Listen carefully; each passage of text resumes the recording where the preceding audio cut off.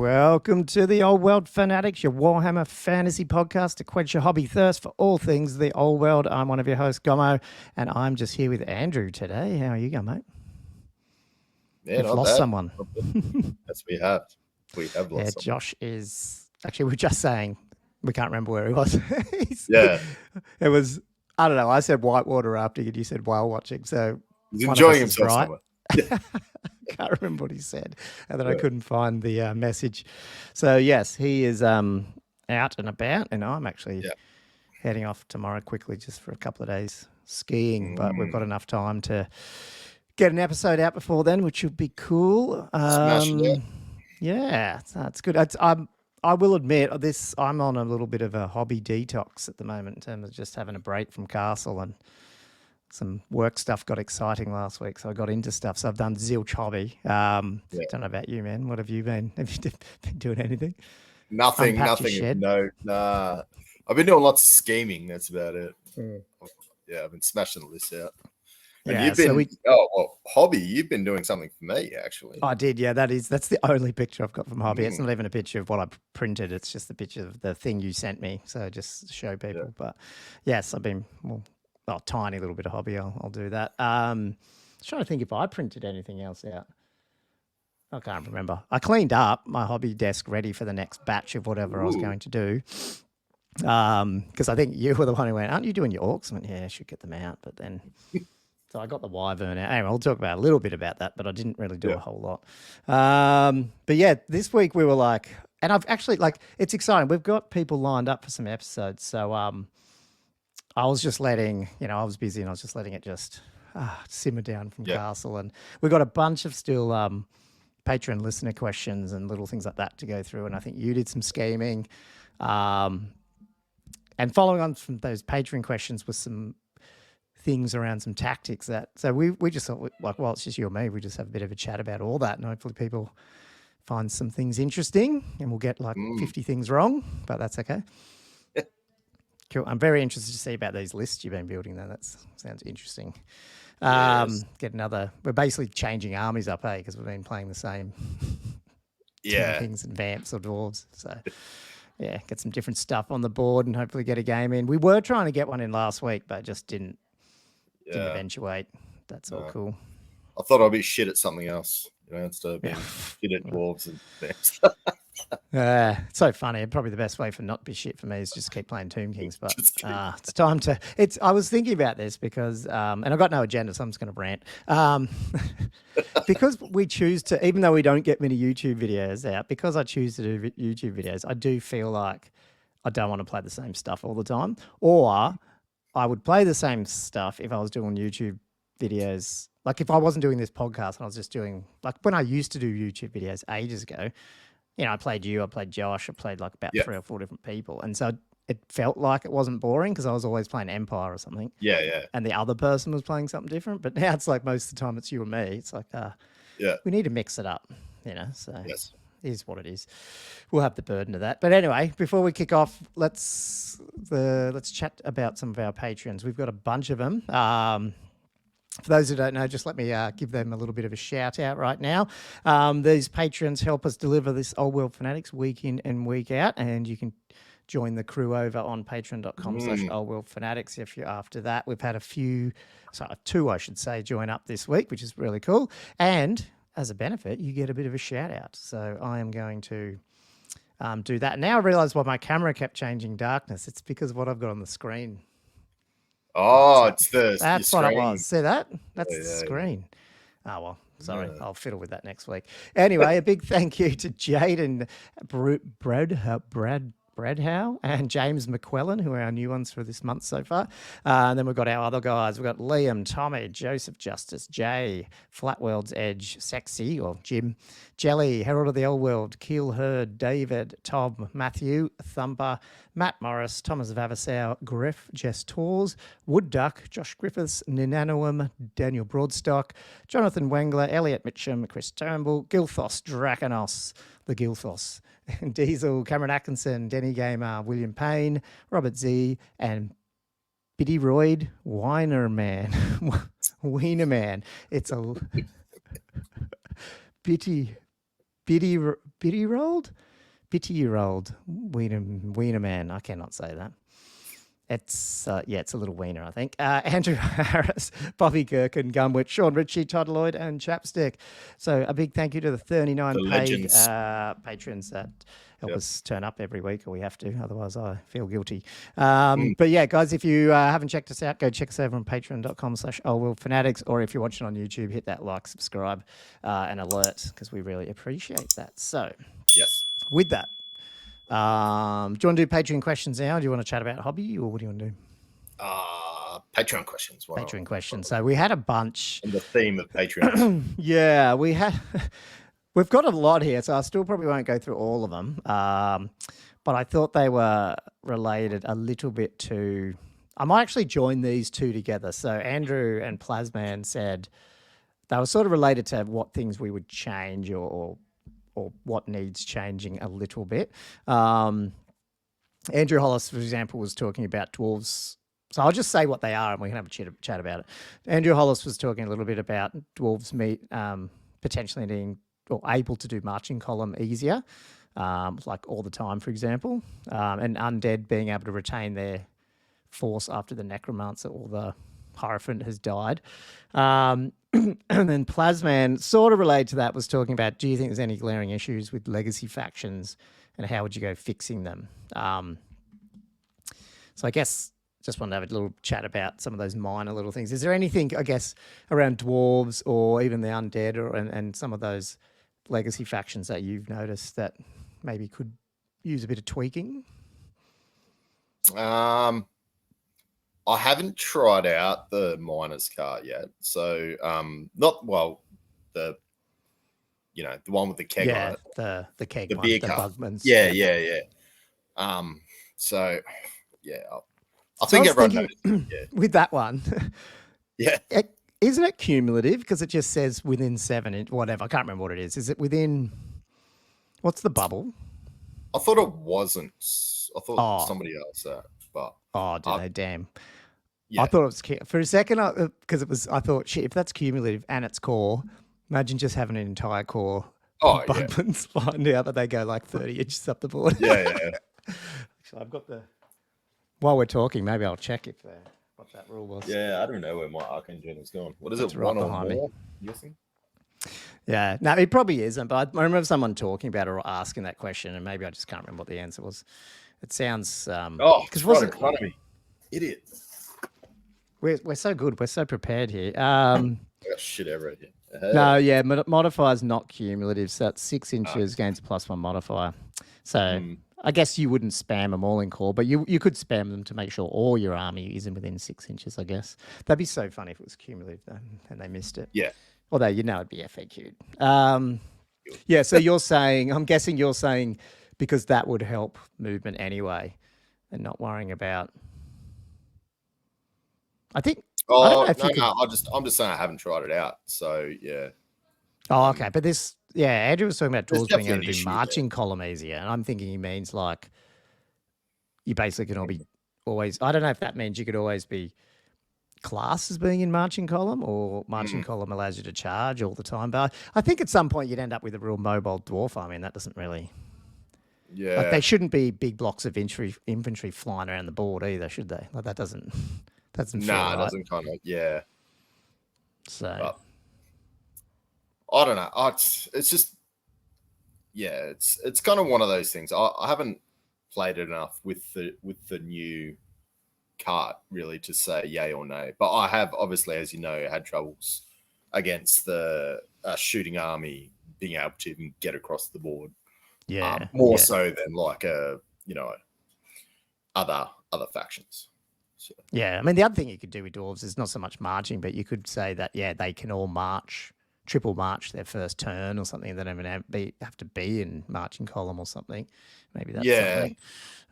Just Vanguard as well. Vanguard is so crap for dwarves. Like, it's so shit. That's true. No, you're right. You get some of these get Vanguard in that 3 inches. Well, that helped. Yeah, no, it's just like, why? I think I can answer, and you probably can too. Obviously, we both play undead ranges. I haven't negatively really been screwed over. The Hierophant's died a few times, but because I've always been using the Tomb King on the dragon, It hasn't overly killed. It does. Don't get me wrong. I've lost those games because it's losing regen and stuff. That's probably the big issue. But I sort of feel like never once ever. It used to be the rule where it died, and then if you had another one, they would become the Hierophant. Like I haven't really missed that. I think it's. It doesn't bother me, and I think the Necromancer is probably the other way where, it's even better because half your army you can choose doesn't even crumble, doesn't it? Yeah, if you get those. Where Tomb Kings and Vamps currently are in the power level, I don't think they're lacking. Yeah. And it kind of is kind of the flavor, like the magic guy dies and everybody. So yeah, I don't have a major problem with the current ruling. No, I mean, what have you felt like? People go after your Necromancer? Can do. Just depends on the setup. Like if it's easy, they will. But yeah, it just depends. Depends on where he is and how easy he is to get to. Like I haven't really felt like people go for the Hierophant that much. I think I don't know what it is. Like, maybe they're just harder to get to because of the whole. They're harder to shoot because they can hang around and. I don't know. Maybe it's a bit of that, but that's all cool. But with that, like just flowing on from that, some changes, because I was going to answer this last week, but legacy factions. So what is there? There's Vamps, Vamps, Lizardmen, Demons, Dark Elves, and Skaven. Chaos 5? Oh, Chaos Dwarves. Yeah, okay, yeah. I mean, firstly, how would you even rank them? Obviously, Vamps at the top. Like, I wouldn't even call them a legacy faction at this rate. Like, they really haven't lost anything except for maybe some of those 8th edition things that came out. The Morghast. It was so worried too. They're like, legacy's going to be shit. And they're No, let's exclude Vamps from that because I wouldn't even call them a legacy faction. But out of the other 5, then. I mean, I would say some of them do. Like, I'll talk about demons because obviously I played them and I've played against them. I think they're lacking a little bit in terms of it's just too easy to strip away their saves, and then they really don't have a lot going for them. Yeah, okay. So I don't know if they're too expensive for what they are, or and I think they've always had that issue where. Because there's 4 gods and usually there's not a heap of benefit.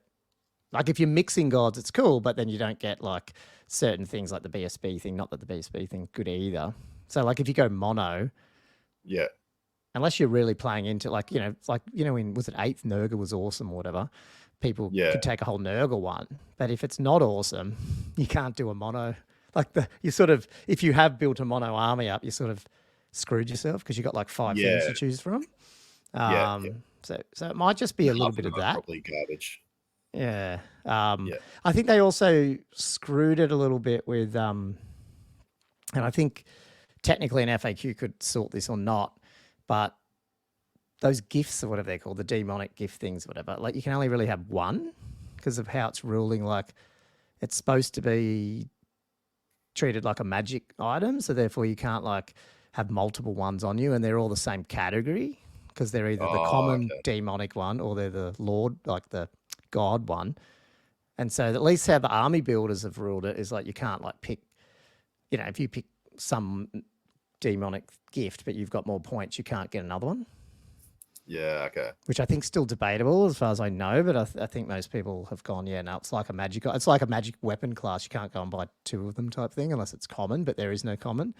I don't think. Yeah. So I think you're just like lacking all these, not only unit choices, you're lacking like extra stuff to make you better. And I think it's so easy to strip away that 5-up like ward save, and suddenly you got no armor and no save.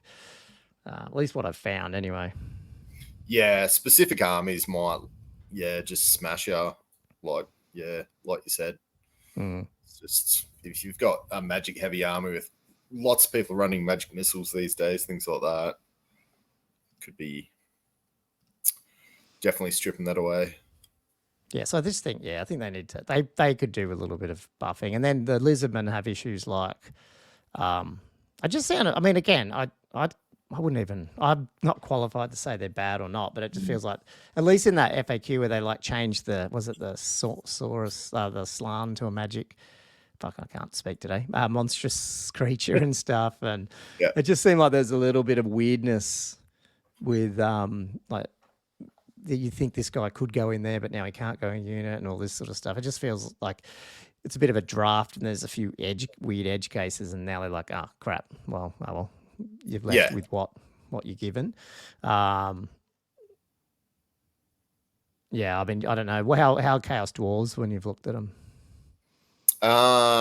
Solid in the middle, I reckon.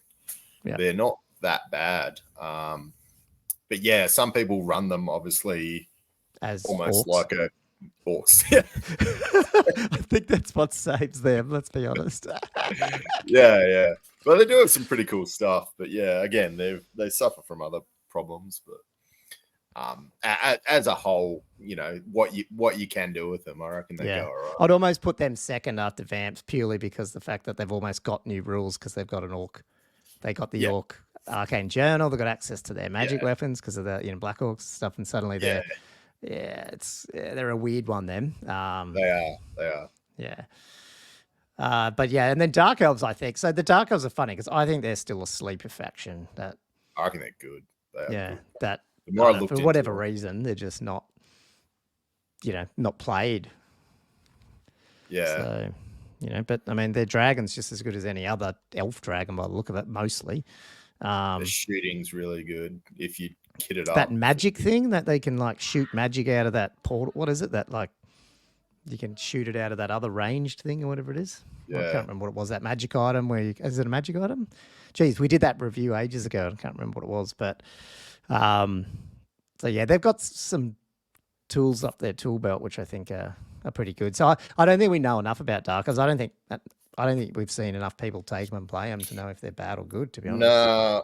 Well, there was an article recently from was it Bella of Lost Souls about, I think it was a Japanese tournament, and the winner, I believe, was the Dark Elf player, and he was going through his list, and yeah, just their shooting just seemed phenomenal. Yeah. Well, that some of their shooting options, and their cav as well is quite good, like quite fast, and I rate them. I reckon they're really good. Yeah, the warlocks are like the sisters, aren't they? That they get a free bound spell. I can't remember what can they have Doombolt or whatever it's called? Not Doombolt. The summoning. Can they choose the demonic one? Oh, I didn't look into what they can get. I just had a quick squeeze because I mean we did look at it once, but it's too far away now. I can't remember. Yeah. I was looking at more of the shooting, but yeah, they do. Yeah, they've got that that sort of conclave rule. Yeah, no, cool. Well, I don't know if it answers stuff, but I mean, I feel like there's some that need a little bit. Like to me, it feels like. Skaven was the other one talking. I mean, you're the Skaven guy, so it's probably a little bit like Lisbon. I feel like those two are the ones that potentially could do with a bit of a missing certain aspects. It's like the army is almost not quite complete. Like it's like maybe they were the last two they were doing when they got found out they were going to become legacy, and they sort of shit. That's the draft I did 8 months ago. Oh, we'll put it out. Yeah, well, that's good. Get it out. Yeah, so could be a little bit like that. Yeah. No, cool. Actually, there's a couple of modeling ones. I might come back to that because then we can flow onto hobby. I just want to see if we've got, Gilthos. Yeah, I mean, we touched on this the other day, and it's not really a question, but it was just saying, he was mentioning my comment about whether or not, did I play? What was it like? Well, I brought it up. Did I play really good opponents, and that's why I went so shit day one? Or am I so shit that I made them? I mean, I shouldn't say that because they are good players, but you know what I mean? Like, they definitely got points off me because I'm so shit. You know, I mean, that was like, how does that work? And he was just making the comment again, like totally true that, unless you played the list or a very similar list 20 plus times, you're always going to probably, if you run against someone who does, you're going to struggle. Which I think is absolutely true. But But I still think I am. And then Sean asked me this week, one of our patrons just randomly just sort of said, yeah, like what the hell happened? Like, because I thought, and I said, a week later, I'm looking back and I'm like, I think it was a little bit of like, to be honest, day one, I played, ASB, the third and fifth place people. Yeah. Good players, good list. So a bit, at some point you're like, okay, yeah, I got steamrolled. Well, I mean, what can you do? Yeah. And then you factor in the second game, so it wasn't that, it was the third game. I probably could have got better points out of it, but I just didn't. So like that one, I think I could have played better in, but it is what it is, Yeah. And even the ASB's game, the first one, it was my fault I didn't get more points, I think. I probably could have turned my dragon earlier and at least tried to eat that unit. I don't think it would have changed the result of the actual overall game. But I think he would have come up way more. I don't know. Maybe when I get him on next, because I'm sure he would have had plans like 3 turns ahead. So he would have gone, well, if you did that, I was going to go bang, bang, bang, bang, bang. Because he probably could have been way more aggressive if my dragon wasn't there. And he probably would have got units that he didn't get. But I might have got more points as well. So, tournaments, it's a different scene. Like, I get real jittery when I play tournaments a lot of the time. Like, I feel you're not playing like you usually play. Like, you feel rushed or like you're not. You're in a different rushed for sure. At least for me. Yeah, different scene, different people you're playing with. Like, I bet there's some really good players out there that are fantastic if you played them one-on-one as like friendlies. But they'd go to a tournament and they'd just be absolute rubbish just because of the effects that the tournament sort of create. Not saying that with you, but I definitely feel that I don't play as good at a tournament. I'm sure a lot of people are probably in a similar I think it's mindset a little bit too with like I think overall, like we've talked about the other week, we probably play more competitive just because we don't get to play a lot, and so therefore we just tend to do tournament-y type things. But like we're not super uber competitive, like we're going to go and place and all that stuff. But we're always thinking about playing competitively, not narratively.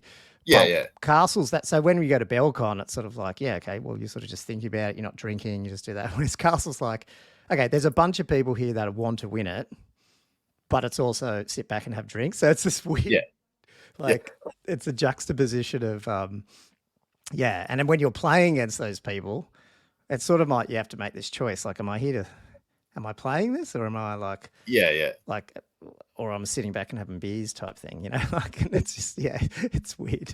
So it's just a weird tournament like that. Like it's, because like, to be honest, I know there was a don't be a dick rule, but there was some pretty good lists in that as well. Like mine as well, technically was, if you look at it on paper and you knew what you're doing, is a good list, I think. And then obviously the winners had good lists. So it's interesting. There's one about campaigns. I might leave that when Josh is here because he'll know more. Hero of the Old World said, then he's one I'm going to try to get on because he's got like a narrative campaign next year that we want to chat about. But he said Casket of Souls, and I didn't realize this, Anvil of Doom doesn't have a base either, does it? Oh. Because he said... I don't think it does, no. Yeah, both listed as base size NA. Does this effectively allow the player to put the base on whatever size? Can the Anvil retain its round base? So I don't know how it works, but my view on it is if it doesn't have a base, technically it doesn't have a base. So therefore, you hit the model. Man, my internet is lagging again, damn it. Yeah, I don't know. Like if somebody was like piss taking, I'd say, well, rank your 3 guys up and they'll be who's shooting and who's not sort of thing. Yep. And they can only be, an inch away from each other. So you'd like to think, I don't know. You'd like to think people are. But then bases aren't always a good thing. Like you don't always want a big base or a small base. Like sometimes you have a big base and it's worse off. Sort of. Yeah, well, I don't think you can put it on a massive base and then like shoot further away from itself and stuff. So like with the casket, I always measure to the actual, I guess the outer part of whatever the actual model is there, not the actual base it's on. Which is probably about, what, 60 odd round, I'm guessing? It's a little bit smaller than that, yeah. Actually, it's a fair bit smaller because I've got it on a 60. I think it's a 60 on one, and it's quite large. There's quite a large rim around it, whereas the other one's just big enough to fit on it. So maybe it is 60 and the other one's a 70. I don't know. I can't remember. If it was between like 50 and 70, I mean, like, what's the discrepancy there? Like, I can't see. But it is weird. Like, why did they do that? How hard is it just to put a base on it and not even have that discussion? Sorry, I'm literally scrolling through trying to. I thought it was only the casket that had no base, but I didn't ever thought of the amble. So no, he's right. Yeah, NA. Okay, there you go. At least that one. Yeah. Plasman asks, have you tried one-page rules? No, I haven't. Apart from Ninth Age, I've never played. One game of Kings of War. I've never played any other fantasy square-based things. I do like some of the one-page rules models, though, to print, but I've never played any of the. To me, I'm not playing the game to make it simple. I don't want it overly ridiculously complicated, but I want some complexity and fun in it. And I just feel like if it gets too simple, again, I shouldn't say this because I haven't played one-page rules. It might be awesome, but if it's too, I don't know if simplistic's the right word because I'm probably getting it wrong, or it's too like sterile, like Ninth Age, where it's tried to be ultra balanced. I guess I just lost a bit of interest in them a little bit. I don't know. Yeah. It's probably just the player base too. If Ninth Age was so popular around here, I probably would play it. Yeah. So, but well, I mean, that just came down to the rule set. They kept changing it. I think it's the constant change is what pisses me off. Probably. Yeah. And the fact, like, to me, I'd tell you, I mean, it's probably very similar. I would imagine, because I saw people drop out, it's when they switched from mostly the same characteristics and then split it. You had offense and defense rating and all this stuff. And I get where you go, now we can have different, things can be better at attacking or defending and stuff. And great. But you've just changed it away from Warhammer because you're so scared. I shouldn't even rant about this now, but because you're so scared of getting sued and you're not. So tell them to F off. Like, we're going to get cease and desist. So wipe your bum with them and send them back. Like, it's a cease and desist. It's worth nothing. Like, what are you worried about? So, I mean, look at the other WAP's been going on for how long, and they do not care about the rule. You cannot IP trademark rules. So what the fuck are you worrying about? Yeah. Just felt like, to me, I think there was a little bit of, I shouldn't be saying this live, I'm thinking, there's a little bit of, I'm really important and I can make games and it's going to be mine type thing. It's like, come on, guys. Yeah. Anyway, and I reckon they would have saw a massive drop when they did that. It just was too far away from Warhammer then, Yeah, it did. Yeah, even though technically it plays exactly the same. Like, I watched a few bat reps for the new one and like, it looks cool. It looks like Warhammer and everything. But ironically, it probably looks a lot more like Warhammer Fantasy than the whole world does now because of the amount of weird skirmishing and stuff in the whole world. And monsters. You'd make an AOS list almost. It's funny. Yeah. No, it is. Yeah. Let's get on to a couple of little modelling ones and we might be able to tie it into some hobby time or not. I was wondering, this is from Tommy Dogs, I was wondering how you guys go about painting. Are you speed painting or doing more traditional base layer highlights, airbrush, or the old-fashioned way? There was another one, but I'll leave that other one. Yeah, so Josh will maybe we can ask Josh this on his one later. Yeah, how did you answer that one first, and then I'll answer there's like three questions in that one. All these paints in the background, they're just a display. Yeah. It's sad, but it's true. I thought you were joking for a second, but then I realized no, you probably aren't because you paid to get your high elves painted. I did. I've commissioned my high elves, and that was a huge army at great expense. But no, I'm trying to get back into it. I'm trying to just do like the semi-speed painting, probably similar to what Gomo's doing. Using a lot of contrast. I'm having dramas with contrast actually because I'm finding the zenithal highlights and whatnot, if they're not really white, because I'm using like a grey, this is probably getting a bit off topic, but that's a good topic. It doesn't pop as well. So I'm currently I've got some tips there, I reckon. don't use grey. That would be my thing. I'd go. That might be the thing, yeah. Yeah, no, I think. What is the white now? What's it called? Grey Seer? Or Wraithbone? No, the white. Is it Wraithbone, is it?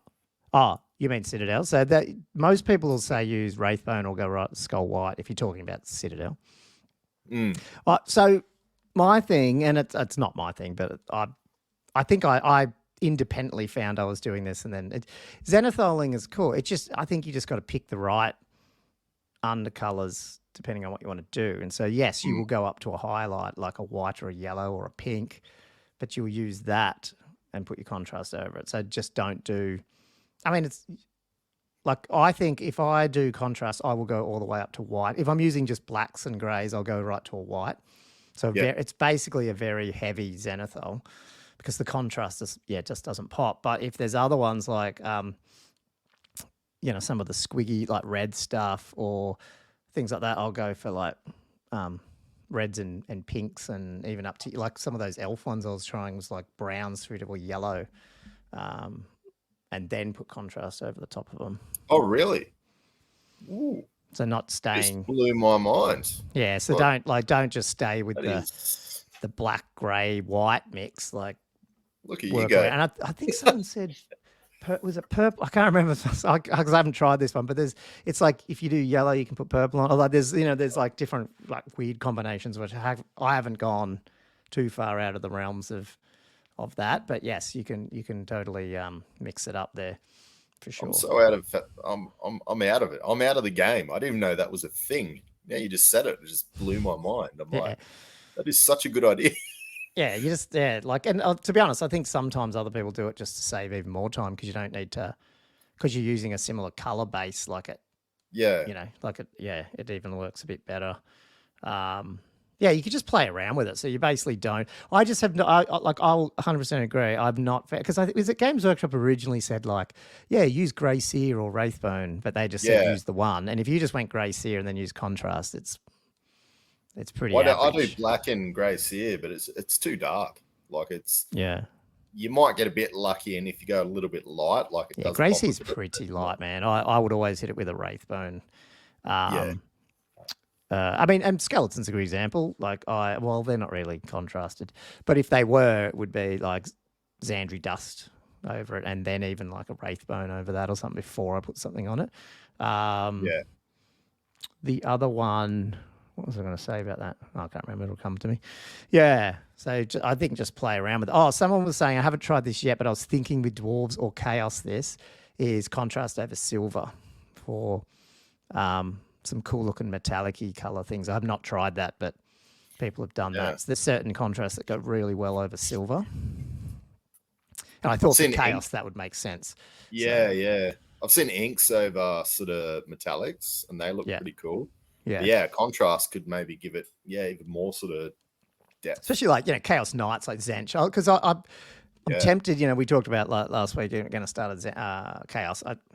I've always liked Magic, and so I think I might fall back. And I did the Khorne and Zench for Demons, so I'm like, and I would like to do Nurgle at one point, but Nurgle doesn't overly interest me. So I'm like, oh, maybe I'll go like blues and armor and silvers and stuff like that, and go Zench. Zench would be pretty cool. Yeah, I think like a nice avoidance army. Well, not full avoidance, but like hit them up a bit, just weaken them down, and it's a lot pick your battles. I think Zench would be really good at that.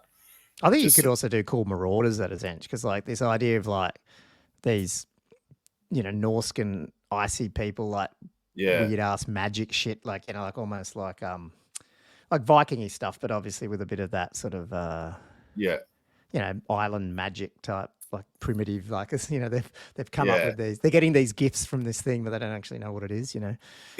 Worshipping these god that seems to be giving them stuff. Yeah.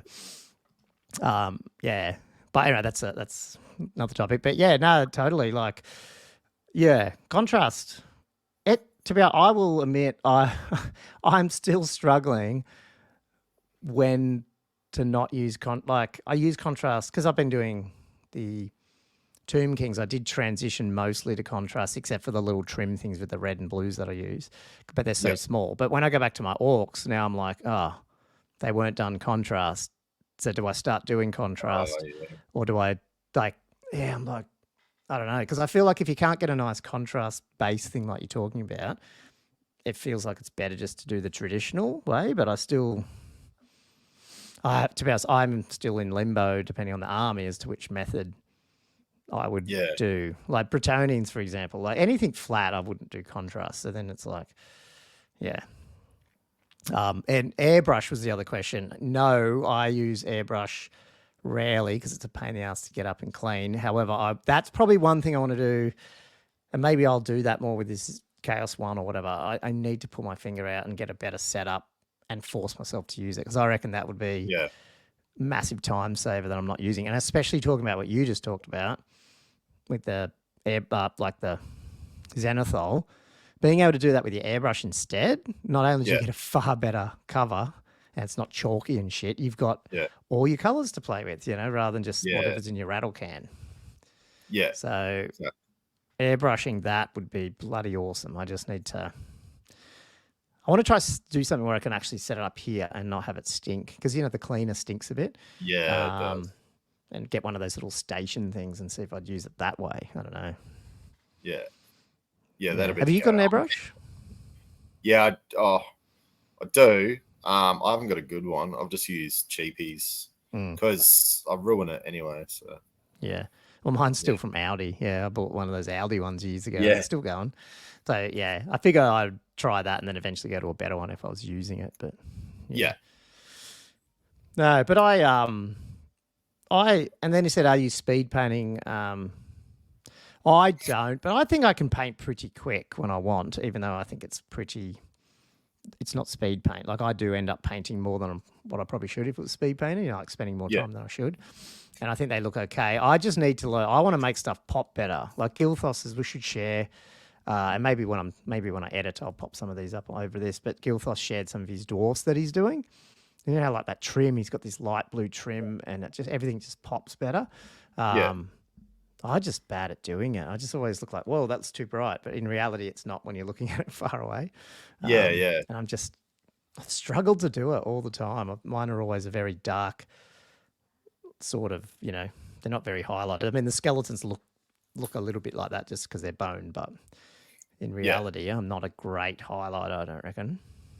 Yeah, you're right, because it's in your face.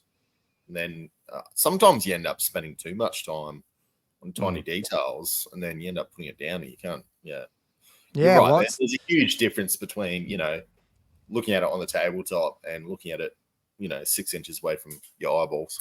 Yeah, I think I want to try like something, and again, just to call that, I guess, patrons, but Kieran, I think, what did he end up coming? He was first place at Day 1 with his ogres.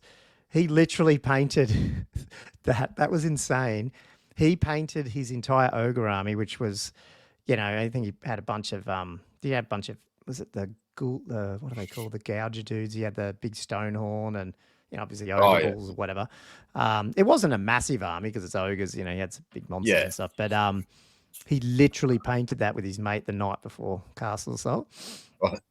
Totally from primed models all the way. And mostly airbrush stuff. So, but it looked good. And I was like, man, I need to do that. I need to, as an exercise, just pick an army, like not an entire army, like pick an army that I'm just going to airbrush. So it would be a new army. Yeah. So I don't have to worry about matching it and go, there's the 2,000 points. That's all I'm doing. And then try like a new technique, like speed paint it or airbrush it or whatever, and just see if I can just break free of the traditional way of doing it that I do and just see what it looks like in the end. Yeah. It'd be so scary. Like I don't know.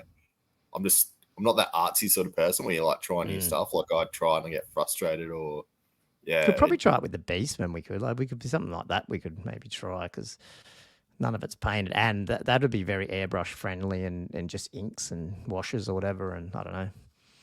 Yeah, I think you could definitely do that quite quick. Yeah. If there was one army that you could do outside of dwarves and chaos being a quicker style. Yeah.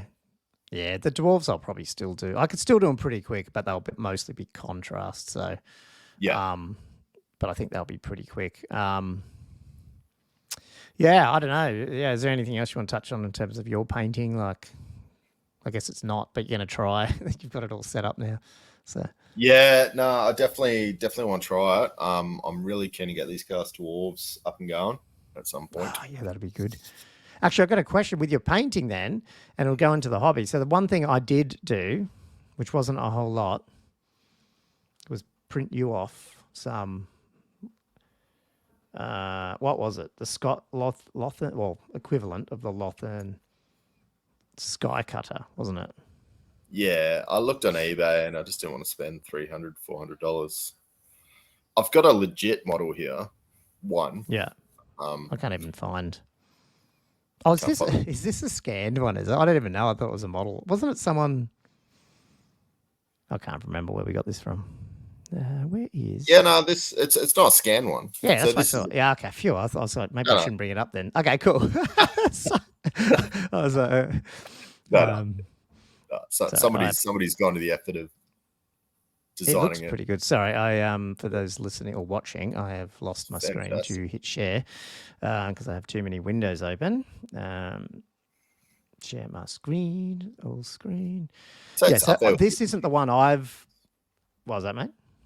I'd say it's up there with the original. Like it's this isn't the one I've printed, but this is what. Sorry, this is the one I am printing, but this isn't the one I printed. If you know what I mean, this is you get an image when you get by the things, but yeah, man, it is detailed and it's very fine. Like these fin things are very fine. I think the middle one you'll end up having to. Oh, I just realized something, dude. What? That guy is not. I don't know. Maybe that's not in the pack. The guy in the front with the banner. The banner. Yeah, it's got his thing. I didn't see the banner. I don't think that's in the ones I printed. So maybe that's a separate. Maybe the dudes have just added a different banner on there. I'll go back and look. Yeah, I don't think the banner's on there because you showed me the picture. I didn't see the banner, which isn't the end of the world. I mean, like I don't need a big banner hanging off. Yeah. But anyway, the bottom one, the fin, this bottom, well, there's one on the bottom. It gets it can be bent. So by the time you might have to do some bending of it. Like it's not exactly straight. It ends up bending a little bit, even if I've tried to keep it straight, and then when I've cured it, it's like I'm like, damn it, they're so thin. Yeah. But I guess the question why I brought this up is your high elves were painted by Kieran. What are you going to do? Well, Kieran sort of gave me a bit of the recipe, so I was just gonna try and pretty much do what he's done. I'll see if I can get it up actually. Okay, cool. I was wondering about that because that would be really interesting to know how. I've never tried to replicate someone else's paint scheme or job, so that would be very interesting. It's not terrible, so it doesn't look super hard, but that's the original one. Oh yeah, obviously done the original one and the. Did you actually have that finished? I've never seen you run it, but no, I haven't run it. Just because they haven't been that great in previous editions. Yeah. But this edition, I think they're a bit of an unsung hero, possibly. Okay, cool. Well, I printed 3 of them. I'm still so the trick is with this one is I scaled it down slightly, and the problem is I was about to scale the whole thing, and then I went, well, I can't scale the base down because that's going to fuck the base around. So I haven't printed the bottom base yet, and I figured that even though the top of the obelisk is slightly smaller, it just sits on top of the other bit, so it won't matter. And then you just told me pre-show, don't worry about this wave thing. So what I might try is just I'll cut it somewhere, and then won't print the whole bottom of the base out, and then you can just hack it around and put it on another base, but still have the bottom of the obelisk, you know? Yeah, all mine are like a deserty sort of desert theme. Yeah, well, that's true. The water's not going to go well with that. Yeah, so that's like the base of mine. Cool. Anyway, well, I'll do that, and you'll have 3 of them, and then have fun putting the bloody thing together. Fine. Legend. Or this big the legend. whatever thing is that holds the eagle up, it's pretty strong, so I think you'll be right there. It's just the reins connecting the eagle to the sky cutter look insanely annoying to make sure they stay in glue. So have fun with that. Because you just don't want to bend it too much and snap it. Like it's like, oh man, I don't know. Yeah, I'll sort something out. We've all dealt with these things. That's all the hobby I did. I mean, admittedly, they're not quick to print. Like, when you print, because they're quite large. Yeah. I think they take at least the resolution everything I'm doing is like 13 hours a go, and I think it's 3 prints to get 3 of them out without the base. So I didn't do them every day. Obviously, I just went, oh shit, I better do it overnight. So look how hard he's working. Yeah. Look, Gummo, such a great guy. I'm trying to think if I printed anything else, but I didn't. I think I've just got my dwarves. So we're going. Oh, did you do any hobby, or you just wanted to do the hobby/list building because it's the same topic? Nah, well, I was scheming. That was basically it. That was my hobby. Yeah. So you were talking about high elves, and you were probably going to bring a game with high elves in it next. Is that what you were saying? Well, yeah, like for us playing, obviously, and also looking to take them to Moab as well. Oh, right. Cool. Awesome. Yep. So, I mean, because that's what you do. You go to a tournament with an army you just haven't played. That's the way you do it. That's right. When is Moab then? How long have you got till then? And when do you need to submit lists? It's in October. Sometime. Oh, okay. Right. Yeah, you got a little bit of time. We'll get some games in. 5th or something. Okay. Cool. So I got another month and a half. Surely it'd be 2 or 3 weeks out. I'll need to relook at the players, but I have looked at it. But yeah, I need to relook at it. Right. We need to organise. I don't know if it works. August 29 or 30. I think 29th's the Friday. And 30th is the Saturday. My wife's on a girls' night trip on the 29th. I think it's supposed to be a weekend, a whole weekend, but I think she is coming back on Saturday. Now, not that she cares, but if she's not here, I could have a couple of people over. It'd just be a bit. It's just easier. If no one's here, I can have a couple of people over. Maybe we can get a couple of games in, either on the Friday night party or the Saturday. Yeah, might as well. What else am I doing? So I don't know. Maybe just ticket that, see what your calendar looks like, and because it'd be cool. Even if you had 4 people, you could get 2 games in at least. Yeah. That would be good. So I haven't done any scheming like you, but in terms of hobby, so I was getting my orcs out, and I will do that. I need to go through and get them done and rebased and slowly making. And then things like I've got a wyvern, it's probably my best painted model or up there, the Azhag wyvern, but it's a shaman, and I don't have one painted up. That's a dude on a black orc or whatever on a wyvern. So I'd half painted that, and then I didn't finish it. So I'm like, okay, they're the little things I need to do. I need to get them done. Yeah. And then paint more ball boys, get them done, and then finish flocking and basing some rebases that I did. And then I'd have some orcs to play with. But my Empire's all there too, and it's that's all. That was obviously the first army I painted when I came back into 8th, and I think it's really it looks nice. It's all on the wrong basis, but I was like, bugger that, I'm just going to use those trays. Yeah. But then I went, oh, you know what's really new, and you can take an Empire, and I wasn't going to tell you this, but maybe I will. So you can take Doomseekers. Doomseekers. So I think, FYI, if we play, I think it might play. Because my orcs are still not painted with what I would take. I think I might try a fairly 8th edition Empire army, like more infantry and shit, but throw some Doomseekers in and actually paint 3 of them up, like just some dwarf. Because I printed those ones that I'm going to use for Doomseekers. I was like, fuck it, I'll bring some mercs and see what they do. FYI. I don't know if it's true. I haven't done a list up to even see how it would work, but I thought maybe that might be fun.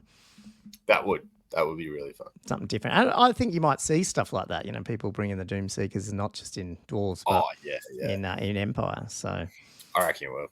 Give it a go. Sure. Yeah. They look pretty good. Yeah. So that's what I was thinking anyway. And I'll start putting a list together. And the only one I might have to print, apart from, because, it'd take me an evening to paint 2 or 3 Doomseekers because they're only naked dwarves.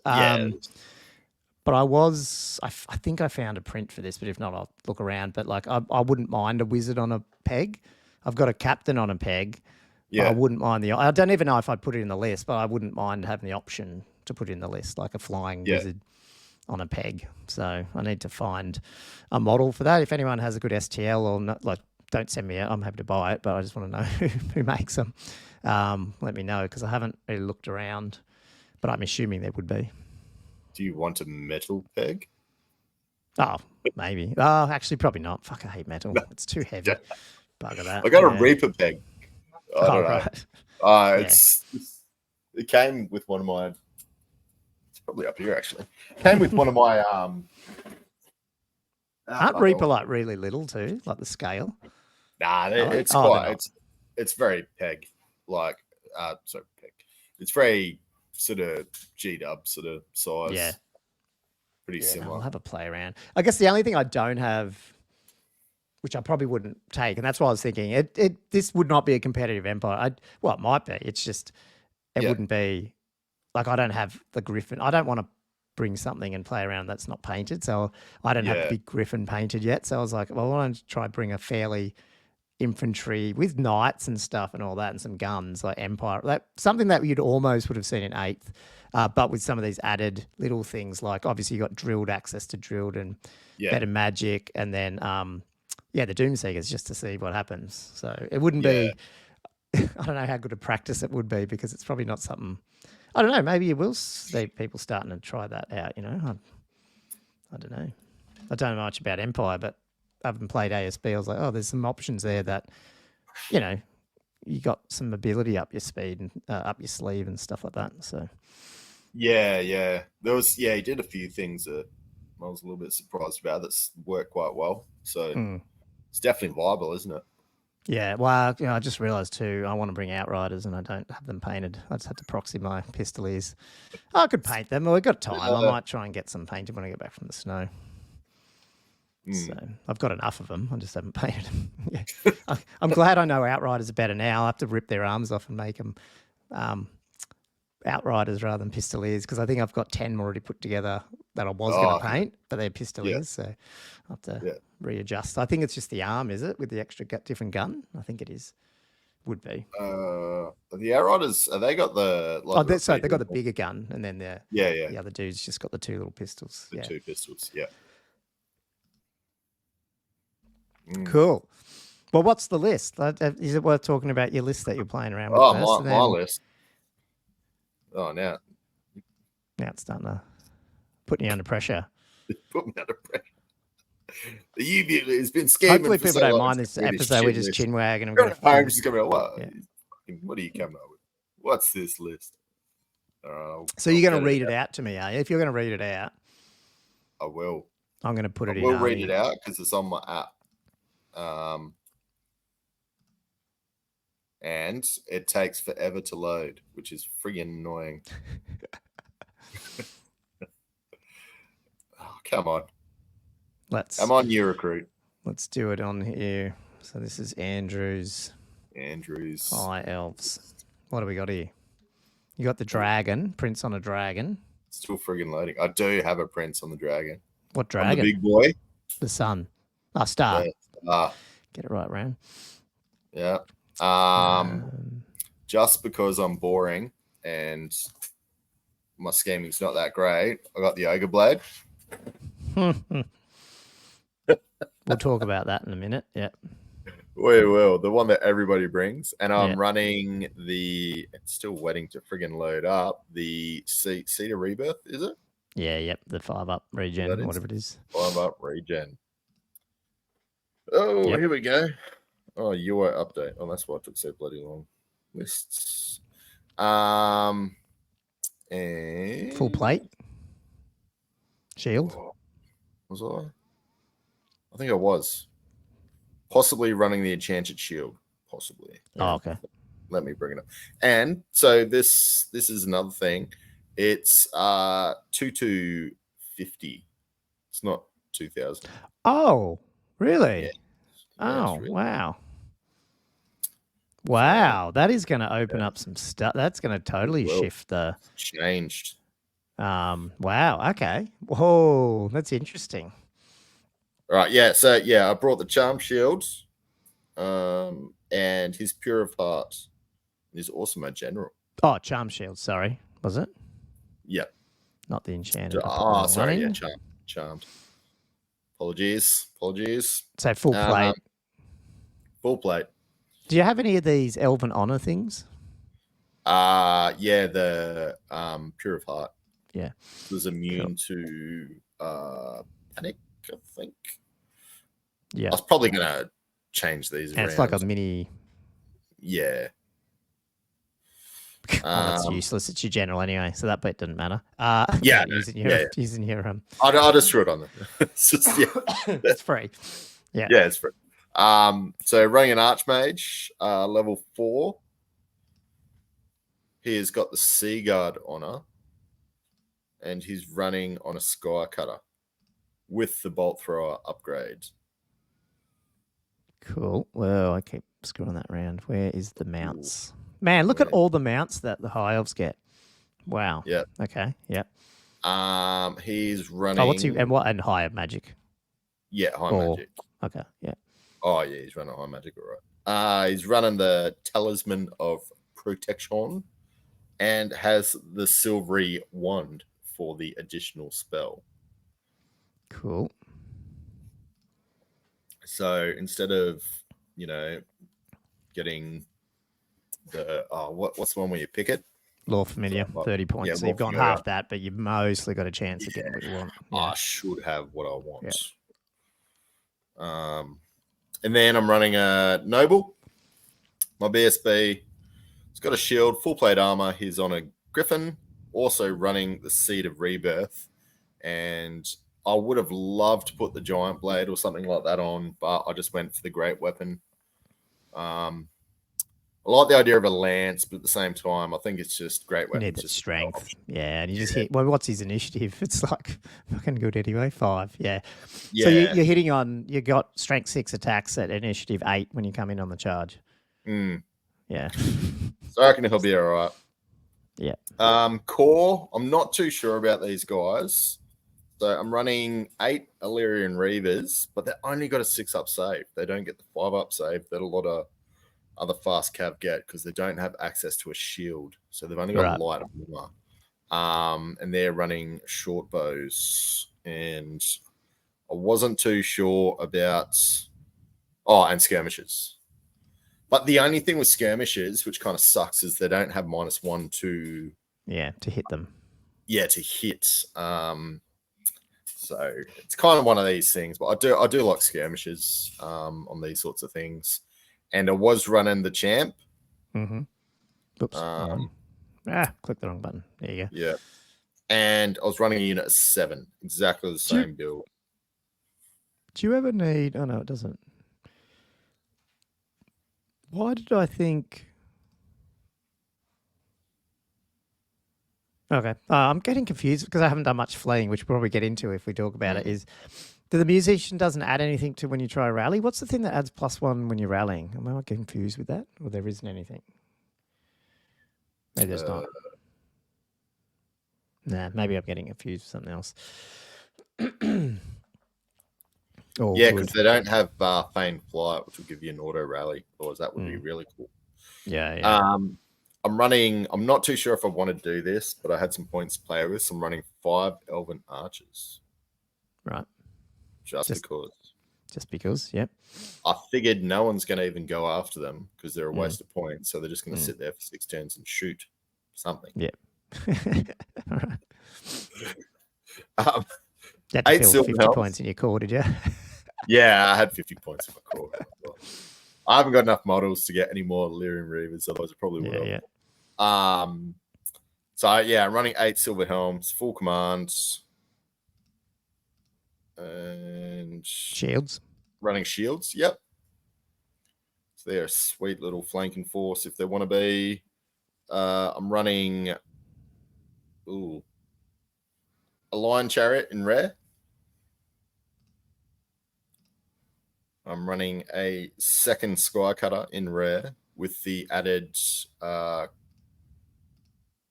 whatever the bolt thrower thing's called. Eagle-eyed bolt thrower. I'm running 13 Sisters with the champ and the ruby ring. Sisters rare too, are they? Oops. Yeah. Sorry. Let's go back there. How many, sorry? 13 with the champ and the ruby ring. Are they doing any ambushing or anything? Nah, not them. And then I'm running another 5 sisters with another high sister in there. Cool. That is... Oh, how many you got points? I'm missing something in core. Oh, yeah. Another 7 Reavers. 8 Reavers and 7 of the same flavor. Okay.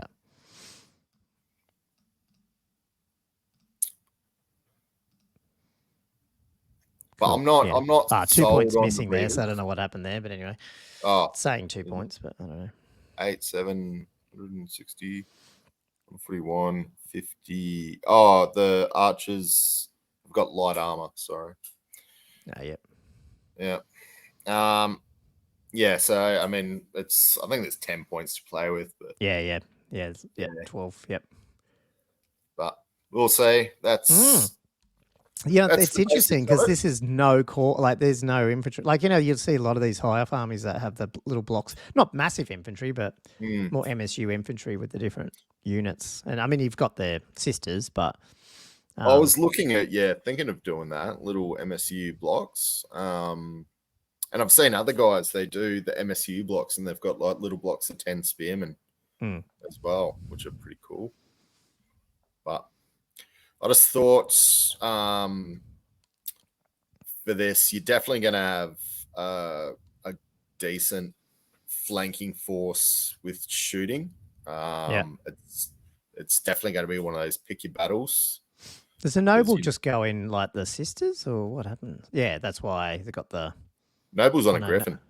Oh, it's on the griffin. Yeah, sorry, that's right. Yeah, that's right. That's right. So he can run with the silver helms if you wanted up one flank. You could run like the chariot up a flank with something else if you wanted.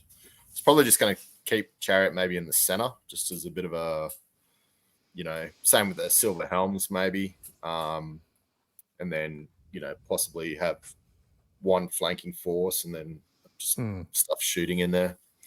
So, yeah, it's quite maneuverable. It's just the biggest problem I have is the Reavers. Probably I can't find a good substitute for them.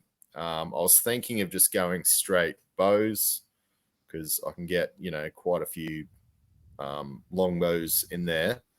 But I like the mobility. We'll see. So that's as far as my scheming's gone. So I was just gonna give it a shot. I think the dragon is a really good combo in high elves, with the archmage being so mobile, and the archmage can just sort of support. Possibly, like I was saying before, if the dragon's going to get into a fight, hopefully the archmage might be able to get off bulls unmaking. Yeah, I'm just going to switch that. So it's Law of Sapphire, is it? No, that's him. Yeah, it is. Yeah, there it is. Yeah. Yeah. So it's 11 plus to cast, but you're level 4. Still, and if you fail doable. It, you get to re-roll it. So you do. I was going to say, okay, right, okay. Yeah, you always get. Oh, is that just that, or is that first fail? Oh, you just can't re-roll a double one. So that's all they were saying with that. Yep, cool. Well, so you got a pretty good chance of getting it off. Yeah.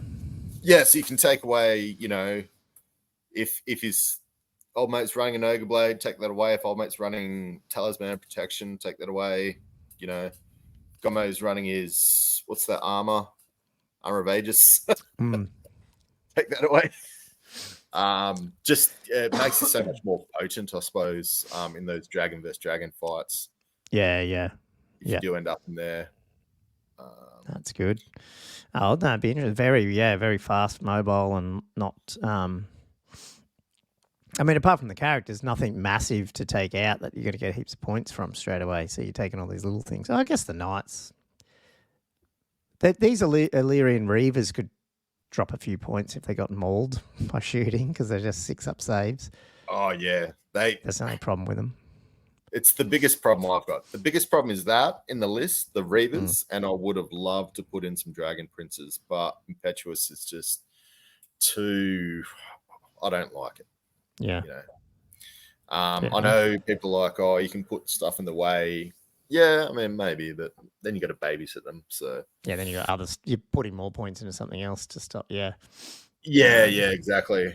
So for the moment, I was going to give this a shot. It almost feels like if you went that the dragon one, Dragon Princess, you just go full ball with it. You know, that's you sort of more have to go. Well, I'll just put everything. They were all charging, so I don't really give a shit. Yeah, you know? yeah, that's it. But if you just got one like unit of 5 and you got to try and protect it, you sort of feels like it's a bit of a waste. Well, that was one of my other sort of lists I was playing with was heaps of chariots, heaps of eagles, and dragon princes. Just like you said, it was just a chaff and run sort of army. Be quick. Yeah. Not too sure how good it'll go. Not too sure how good this will go. Like you said, I think against certain units, like a really heavy shooting unit, I've got a feeling these sky cutters might just disintegrate. What's their? I didn't actually. What are they like? What's are they tough 4 or 5? Yeah, tough 4. Okay. The only good thing with the Archmage, he gets like obviously the extra wounds, and he's got a 5 up and 4 up saves. Okay. Yeah. Fly 10 though. They're going to get in quick as long as you're getting in quick. Swift D6 3+D3+1 impact hits. Yeah. Oh, he's not trying to get in combat really. He's I mean the other one. Sorry. The other one. Yeah. But then you are shooting as well, so you technically don't have to. You can sort of hang around and. That was sort of the whole point. Just it was going to be quite a sit back shooty, and then hopefully pick your charges as well. But we'll see how we go.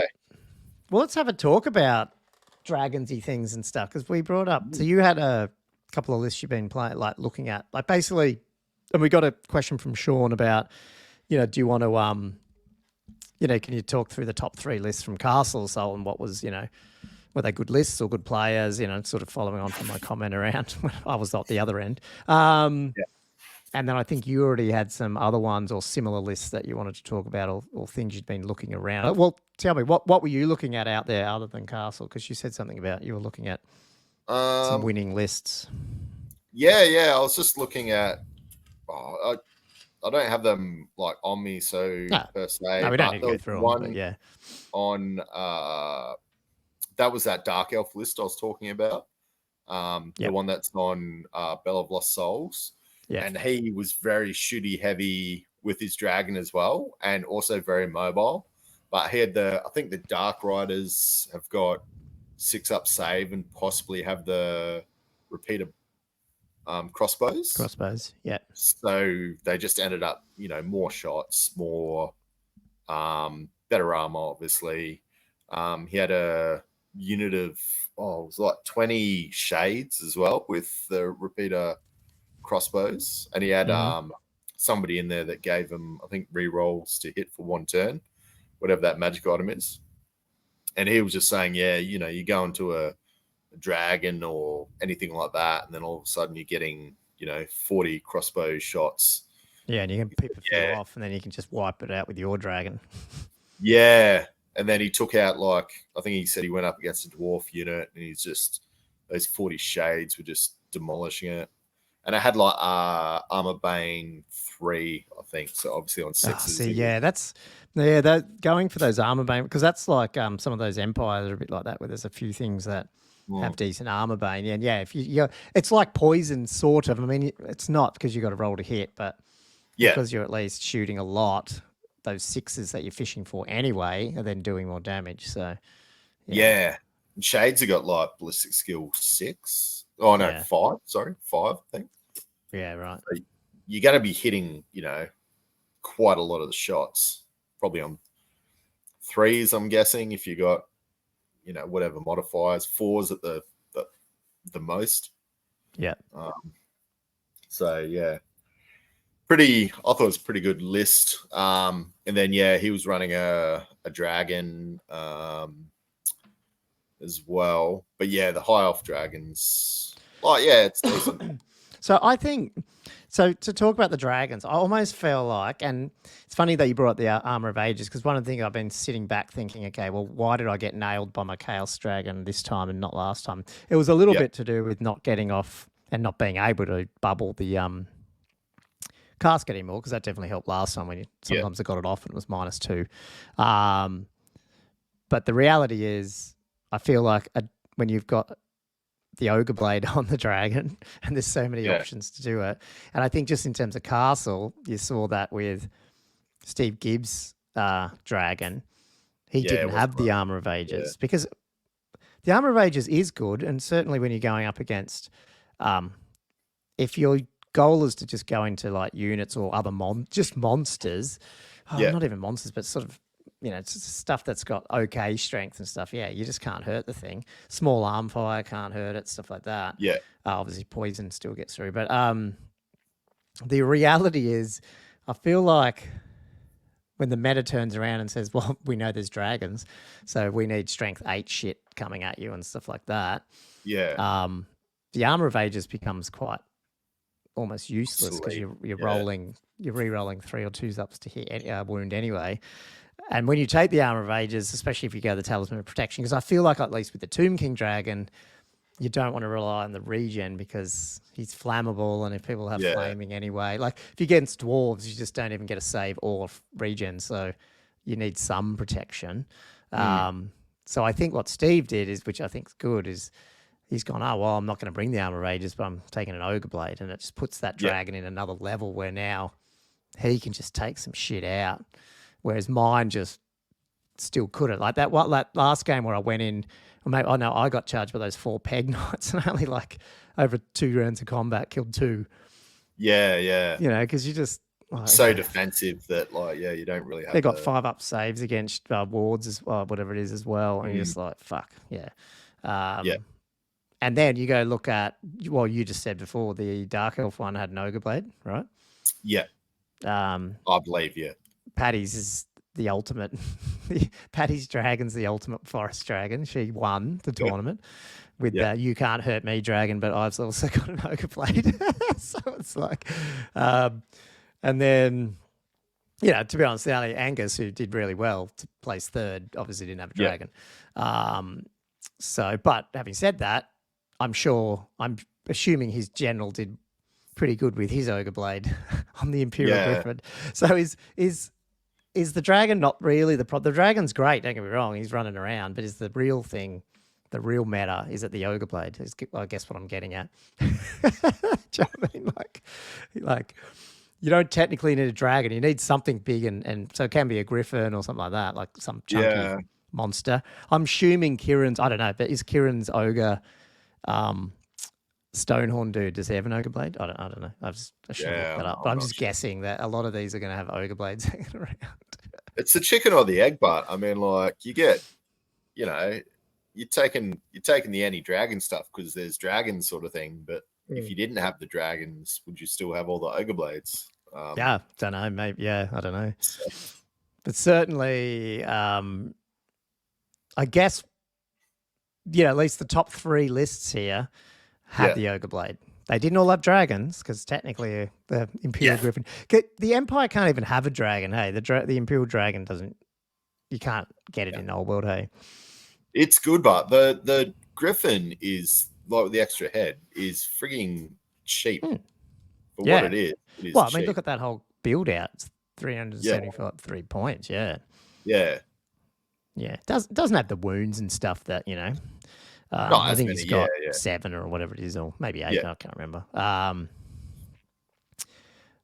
Is it? Well, how many does it add? 4. No, it's only 7 wounds and stuff. But only. But again, this is the thing. I think it's not a dragon. The good thing about Angus's list, there's so many ways that he has here to pip wounds off whatever he's going to kill anyway. So if his general's got to go in later and mop it up, it's not really a problem. So that it's a very interesting list. But I was just, when you had talked about that with your other build and your Hive build, and then Sean asked me about the top 3 lists, I was like, well, do they all have dragons? Well, not technically, but they all had Ogre Blades. So I feel like, not saying that's not why I was up there, because there's no way I would be, but I feel like in hindsight, I almost feel like just always sticking to that Armor of Ages build sets you back, from a Tomb King's perspective, I'm talking about.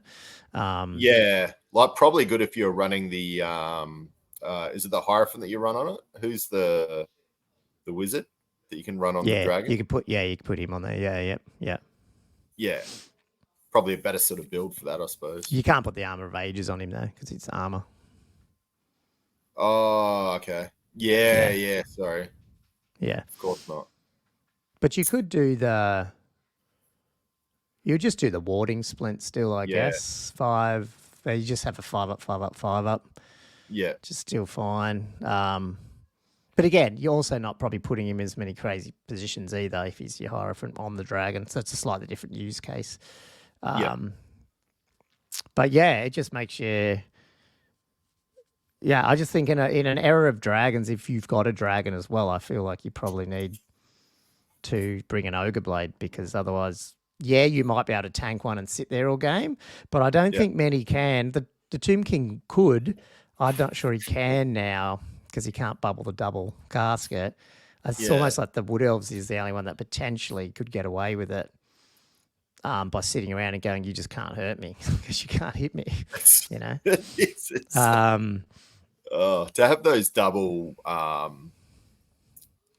like that, you know, the points are like stacked in the two different areas. So you could have, as you know, what are they? Oh, wisps. What are they called? The sprites. Yeah. Sprites.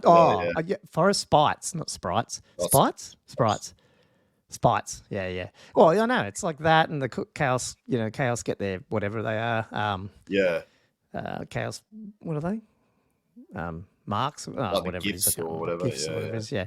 There's a few of these different armies that get extra stuff, or maybe I'm thinking brats too. They get their their honors. Yeah. No. I don't know. Is it worth going through any more of them? I wasn't going to go through any specifically, but I do like. So the one thing I've noticed with, not just Paddy's list, but just the. Well, do you want me to run through? Or maybe I should just because people are listening. So Paddy Gallagher won with her Wood Elves. She comes second. Oh, sorry, second. Sorry, God, sorry, Steve won. Yeah, sorry, I've just had hers up and thought that I had it in order, but I didn't. She was very close. She came second. Sorry, yes. Well, her and Angus ended up playing. Right near the end there. So I don't know if that I'm not saying that. I think Steve was a fair bit ahead or not. I don't know. I don't know what happened there, but that's pretty common where you end up with this. You know, someone jumps ahead because two people play and stuff. Yeah. So as I said, she had the Glade Lord with the Light Armor General, Forest Dragon, Ogre Blade, Talisman of Protection, Anointed Netlings, Befuddlement of Mischief. So 550 points for that dragon. Spellweaver on I like this, the Talismanic Tattoos, level 4 wizard with battle magic with the Oakenstave Warhawk. So, you know, they can just stay out of dispel range because they've got dispels 27 inches. So they can just be shooting some things and you just can't, can't do anything as such. But you can at least be in a position as well where you can, because you might be further away, you can probably still dispel yourself, which is pretty good. Yeah. And not be shot at as well, because you're not getting in range. Then she had 7 Glade, and I'm going to get this wrong, Pat. You know way more about this list than I do, but 7 Glade Riders with the True Flight arrows, but picked reserve moves. So I'm assuming they were like going up, shooting, running away, going up, shooting, running away, and always hitting on 3s or whatever they hit on.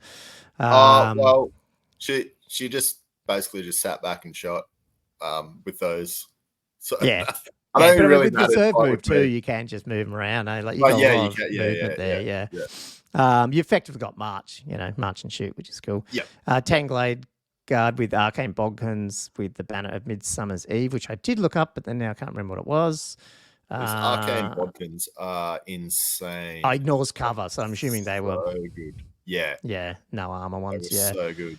6 Deepwood Scouts with Swift Shiver Shard. So so is the thing here, like, because they're going to be like scouts, that you're assuming they're not doing a lot of movement anyway, like move through cover and scouts, you're putting them in a forest somewhere, and because they've got double shots, they can just double tap, getting 12 shots out of them, which is pretty cool. I mean, I'm assuming, but again, probably totally wrong here. 9 Dryads. I'm guessing that's a bit of a fill your core up type thing. But still a tanky little unit. Well, just gave her tough she 4. didn't have a lot of I suppose it could be like a slow down, bit of a speed bump. Yeah. Yeah. Yeah. Then 5 Wild Riders, Banner of the Hunter King, which is that the Vanguard one? Yeah. So these guys are probably, I'm assuming, are they getting term 1 charges off? Probably. Or if not, or if because they're Furious Charge. They're breaking. Yeah, I mean they got Furious Charge. Yeah, cool. So they're But I mean, are they also? Do you use them? Do they have First Charge? No. Okay, they just got Furious Charge, but yeah, that do some damage. 9 War Dancers, and then she had the Treeman and a Great Eagle. So, like, I like it because I think we talked about it.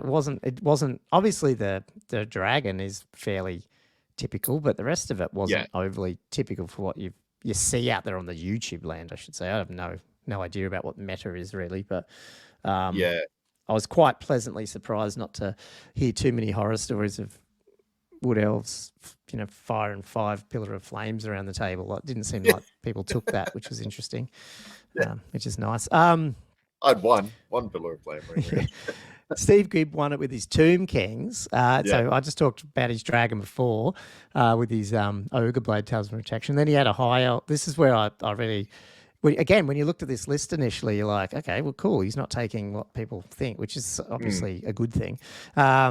High Priest, level 4, Necromancy, Ruby Ring on a steed, who probably then hangs around 2 units of 5 Skeleton Horsemen for a bit of cover as well, which is cool, which no one takes because of that. But you have to take them to get some, that lone character protection, which is cool. And then a Royal Herald on a chariot with the, armor of 5-up armor, Battle Standard Bearer, and then cause 10 Skeleton Warriors, 24 Skeleton Warriors, and those Horseman units, 3 Skeleton Chariots with a War Banner and another Skeleton Chariot for Chaff. So I guess the BSBs in that Skeleton Chariot's probably coming in as, I wouldn't say taking people out, but like support unit, and then being the one that can come in and hopefully do a little bit of damage. 3 Tomb Scorpions, just straight up. Oh, one with Ambush. So you could bring one up to be annoying. And then 2 Necrosphinx. So you got a dragon and 2 Necrosphinxes running around, which is really cool. Yeah. I don't know if I saw, obviously in Josh's game, the 2 Necrosphinxes just seem to be supporting each other. And then, I mean, that's one hell of flanking force. If you even had 2 Necrosphinxes and even a Tomb Scorpion running up a flank, you'd be puckering up. One Necrosphinx you can handle a little bit because sometimes they'll whiff. They're scary because of their Monster Slayer. But against monstrous Cav, like getting all those killing blow hits, and you got 2 of them. That's pretty crazy. This list has 5 Monster Slayers in it. Yeah. Which again, you might not Monster Slayer anyone all tournament, but geez, people are going to probably try to stay away from it, especially when 2 of them are fly and can probably try to do some stuff. Makes you think. So, in hindsight, you look back and go, I can see why that's a pretty good list there. And I think, to unlock my, I've been playing the double casket and that dragon build just because it's trying to stay fairly similar to what I took to Belcon, but being able to take that away now and have some play is pretty cool because you could do some of these lists, which is cool. And then, Angus. Before we hear Angus's, did you see what he was doing with the skeletons, Steve? No. Warriors?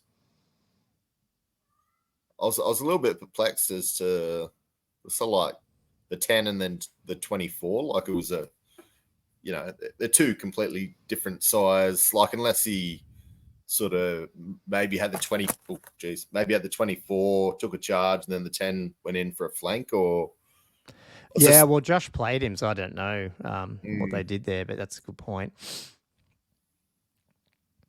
So you didn't see? You're asking me that question. Is that what you meant? I was asking, if you... I didn't. Being a Tomb King player, or... Yeah, maybe. Sure. I mean, they're all moved so bloody slow. That's the problem. It's probably... I mean, it is interesting because they're also not skeleton archers, so they sort of can't do anything but get in the way. Yeah. And, so I'm not sure, man.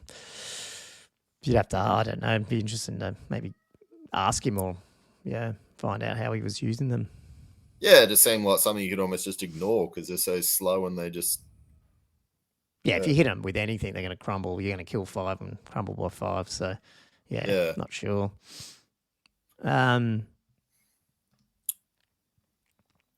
Angus had Empire, and he came on third, captained the Empire on a Empire Warhorse as his BSB with the Razor Standard and Dragon Bow. So Angus was saying he really loves that like Dragon Bow to sort of, take out some, he can pip some wounds off on this thing.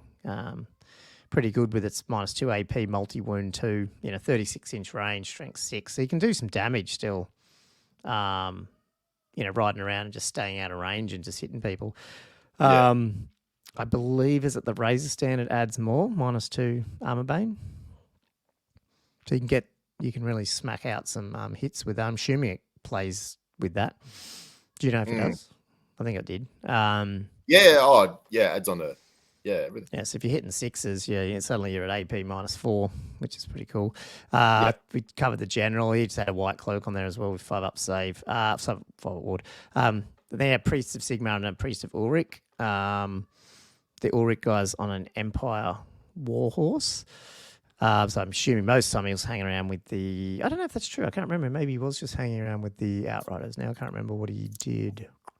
Then he had Wizard Lord level 4 on foot with Demonology and Lore Familiar.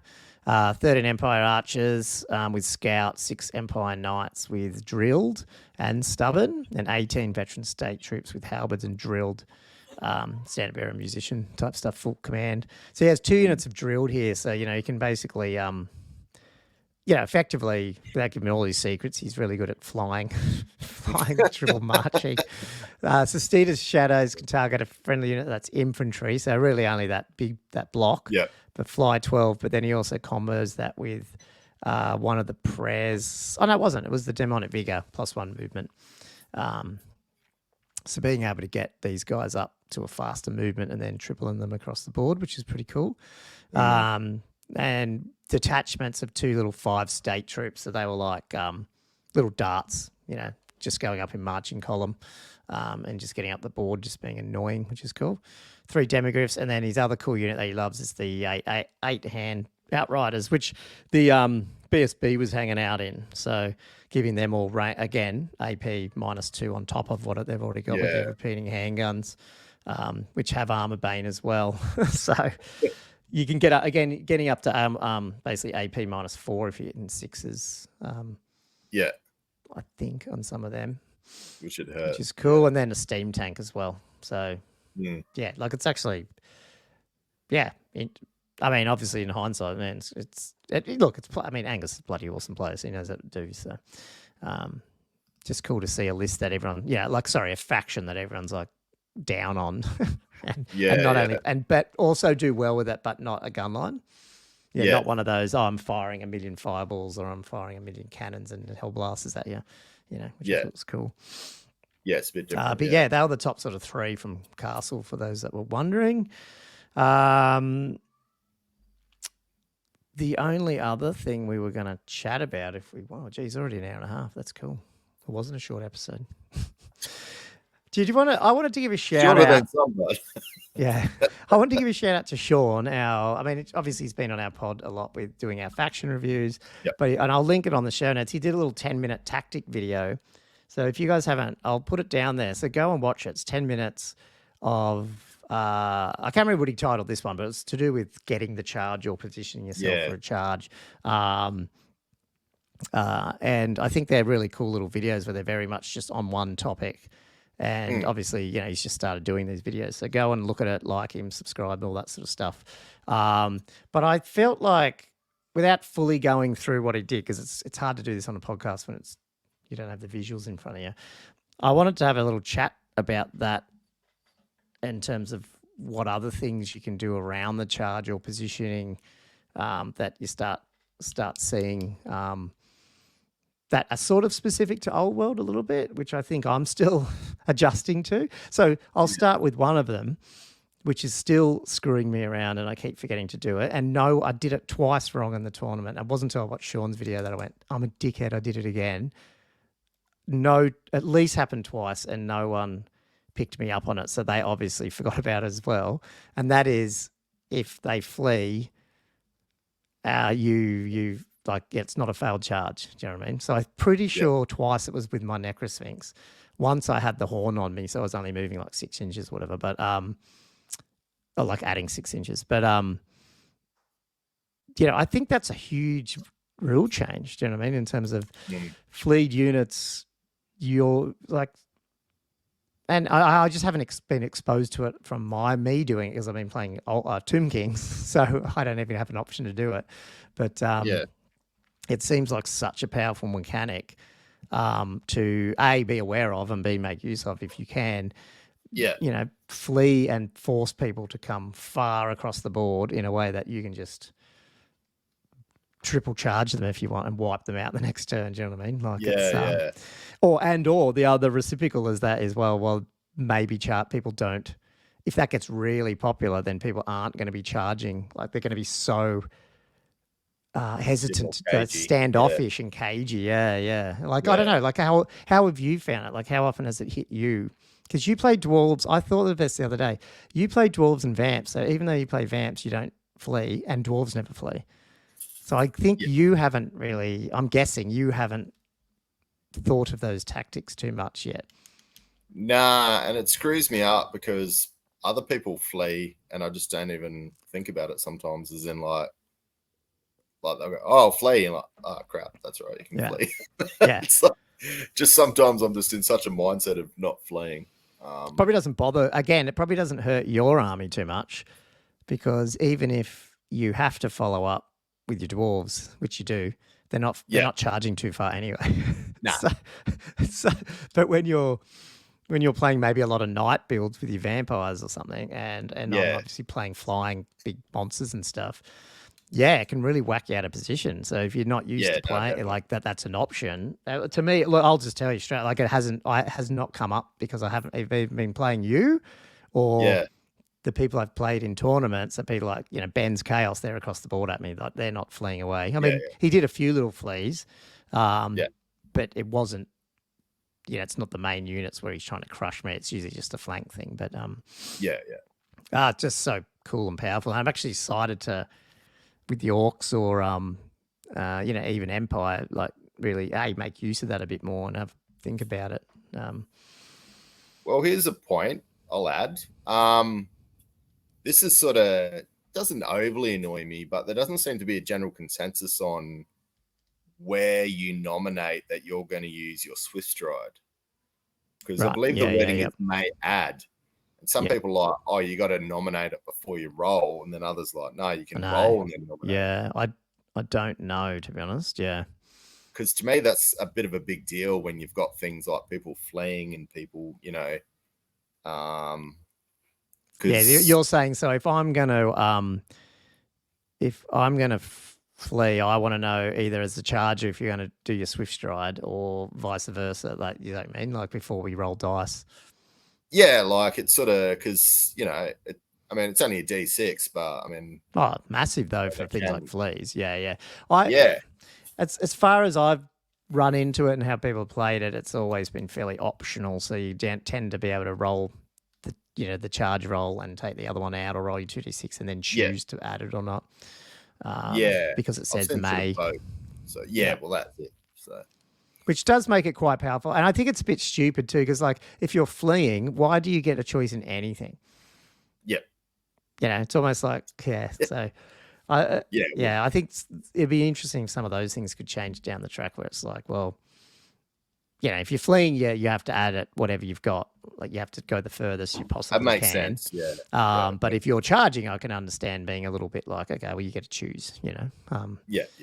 But no, I just think, and again, just to be honest, because I'm not that good yet, I'm still learning. Like, I feel like I've always been too passive as a player. So I guess lately I've been trying to be a bit more aggressive, in the sense of trying to think, well, I need to get in control and get into combat and turn, and I always think in my head, like, turn 2 or 3. And plus, because of some games in tournaments I haven't finished, I've been like, well, I need to get stuff in there, but then get stuck in.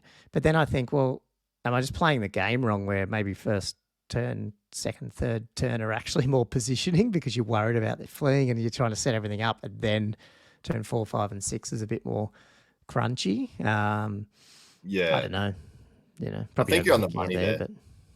No, I think you're right. Like when you play somebody really good, sometimes that it is just like, that game of chess at the start where it's like, you're taking out your pawns and this and that. You're not trying to throw your great pieces straight in the fray. Yeah. And like Tomb Kings are a bit hard because like that's one thing I've noticed too with my list. Like I leak a lot of, like I had a lot of chaff for drops and stuff, but the problem is it all dies as well. The 2 chariots dies, even some of the scorpions die, your horse archers potentially die. When you add all that up, that's like 600 points or whatever, and you don't really have an option to flee. So it's like a lot of the time if you have to chaff someone, you've got to like put it right up almost in their face, I felt like a lot. But maybe that's wrong. But if I'm not playing Tomb Kings, there's a lot more opportunity to sort of chaff but not and run away. And hopefully if it's good leadership army or rerolls, like if they're fire and what is it, feign flight or whatever, they can rally. So like you're not even losing your chaff, like in terms of points, which is pretty crazy. It can be one of those things. Sometimes you got too much chaff, and like you're saying, you kind of just, you don't value it as much because you got so much. You're not really thinking about the points. You're just like, but it just you've lost. Like 600 points is a lot, isn't it? Like in a 2,000 point army, it's it's over a quarter of your army in chaff, sort of. If you know what I mean, maybe it was not 600, but it's close. It is. And suddenly I'm like, well, that's probably dumb. Not dumb, but dumb to lose it. Where it's not making a trade off at least. So that was one point I was thinking, and Sean will sort of talk through that. And then obviously you talked about that options of, being right in their face and fleeing versus, sort of being more in the middle and fleeing. And even if you get to, especially with something like, if you're in their face and they don't fully kill you and you run away, being able to like leverage the reform, like if you fall back in good order, reform to actually do the sort of redirect sort of angle as well. It's hard to describe it from just talking audio, but also that whole flight, like the full flee where you actually, because you're further back and they charge you and you flee, chances are you'll bump through one of your units. And providing you don't run away, and there's obviously ways to get around that and have high leadership and stuff. And they're forced to come at you their full charge range. You're just setting up juicy charges, which again I just haven't had the opportunity to do too much because I don't play an army that flees at the moment. So it's pretty cool to sort of get back in, like change the army up and have a go at that. I guess orcs are a bit weird with that because the units that potentially would run away probably won't rally or have a chance not to, but they also won't cause panic in, say, orcs if your goblins are running away. So, there's probably some stuff to play around with there. No, it was. I thought it was a really cool video. And then even though it might not cement new ideas, I suppose seeing it was like, it's good that he visualized it and measured it.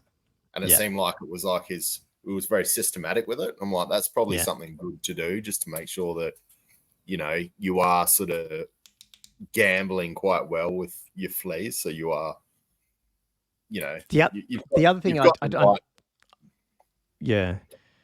say the right idea for the overruns and the right idea for the fleas. So it's all measured out well. Yeah, knowing sort of the average that they will go and all that sort of stuff. Yeah, no, it's heaps important. He's definitely a good player. The other thing, and I don't think he missed this, but it probably just hard to show on the sort of small visuals, was thinking about the whole center to center when you flee as well, which I think is heaps important too, because knowing now that they have to, obviously, if you flee, they have to make their full charge if they don't catch you and all that. Depending on how big your unit is and if it's fast cav or whatever, like you could potentially set up much better flee angles as well to make them go a crazy angle, because they're going to have to go, center to center basically. Yeah. Well, you'll flee center to center, you'll flee away center to center, and then obviously they will need to try and charge you, go that way. And exposing potential flanks as well as getting close to you, which is pretty cool. Yeah. No, it was really good. I thought it was a really well put together video. The only other thing, so again, be good to do a proper YouTube video on this at some point, but I sort of ran out of other ideas to add in there. But and it's to do with the charging stuff. And I certainly took note of it when I was playing, and I think that's why I'm trying to think, did I lose many of my characters in that block? Probably not, but like thinking about that character placement, I thought is really important, given that you can't move your character unless you're doing a reform or something. Unless, if they're making way to the other fighting rank, they can and stuff. But outside of that, it becomes really important to think about what side you want to put your character, or if they want to be in the middle, or, I think that's something, especially given, when you put the unit down, you're going to put a character in it. Are you expecting them to get in contact with someone? And if so, where do you want your character versus what character they have in their units? Like trying to think ahead of that, especially if they're infantry or slower stuff, not flyers. They can't it's quite hard to totally get on the other side and then come and charge from the other side. It's generally you're gonna make contact the way you've sort of set up almost. You know what I mean? At least the direction. You could always maybe use that to your advantage as well, in a way that if you have like a wizard or a mage, you could use how you need to charge closest to closest. Yeah, totally. It's position him away where you can't. You just can't make contact. Yeah, exactly. You're right. When I'm saying the positioning, in my head, I'm thinking. Oh yeah. The charge is that as well. Yeah. Because that's the thing. Like, it's if you've got this unit coming from the left and you're a fairly wide unit and you've got a wizard, we'll put him right over on the right. He can still fight and assailment spells, but he's not going to get hit. Unless they want to double charge and all that sort of stuff. So I think that's, again, knowing those little changes that are in Old World, it's little things that I think on the first, second, third games, and even more, you sort of don't think about because you're so used to 8th where you can just move stuff around.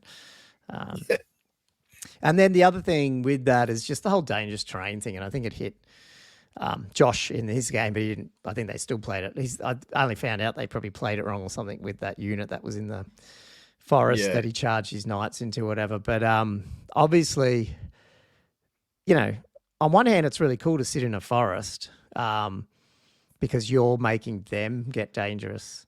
Like, they're not so much dangerous terrains to me. It's also, unless it's really fast cav and stuff, losing your one off your movement plus having to choose your lowest dice. Yeah. Man, it can stop you ever getting the charge, Suddenly you don't even get a charge and you get to get counter charge. That's sort of cool. But you are disrupted, so you obviously need to know, I mean, ranks are even less important half the time anyway. So sometimes you're like, well, fuck it, I'll just be in the forest. Or at least I'll be on a part of the forest and your shortest distance have to hit the forest, So therefore you're now having to take those things. But coupled with that is just the use of those vortex spells that it's sort of common, I think, to shoot out a vortex and go, how long? It's 15 inches away. Okay, well, I'll put it 15 inches away. But it's like, well, sometimes it's almost better to go, well, just put it right in front of you. Like, if it's not a random movement one. If it just sits there, sometimes it's cool to just go, well, there's a bit of threat from over to the right, so I'm just going to put this template like right in front of my unit to the right, So if they're coming, shortest to shortest, it's going through that.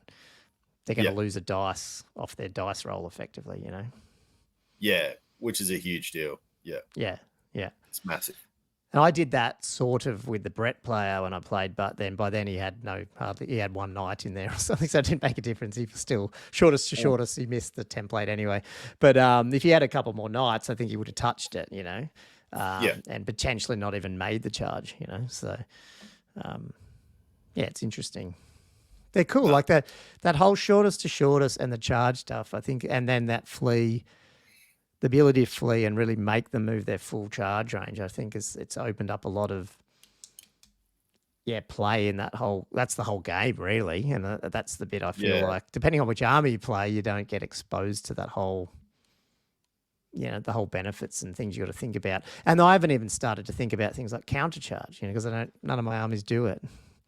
At least a lot, and it's like, I feel like we're not there like at that tournament.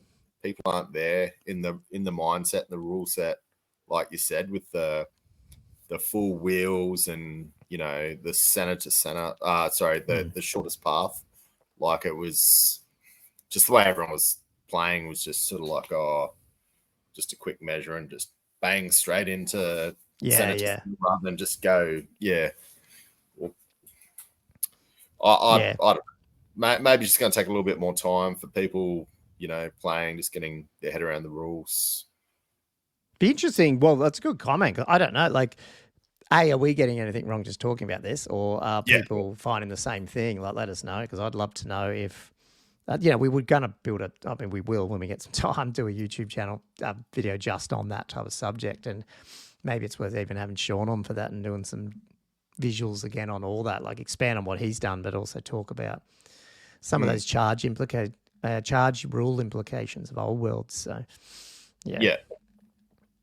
I'm certainly, and that's why I'm excited to pick up a couple of different armies just to sort of have that exposure to, the different options, which I felt like Tomb Kings just don't have it, which is really good in some sense, but also, I find I'm not learning them, so I need to.